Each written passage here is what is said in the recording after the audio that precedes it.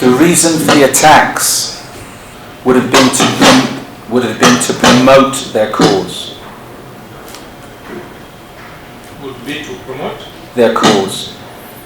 Which cause?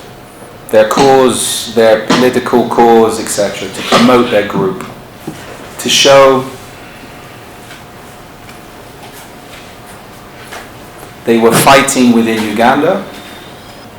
Yes. And also to destabilize the economy. What was the relationship between these weapons and assassinating the president? At that time, the assassination of the president, which should have already been done, in theory. And how was the president going to be assassinated? By a drone strike. And what would happen after assassinating the president? Then the insurrection would begin, or it should have already began, but it would begin in earnest. And what was the ultimate goal?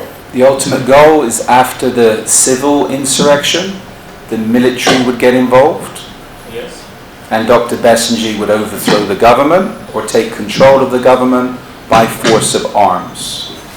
Download the app on App Store or Google Play Store now.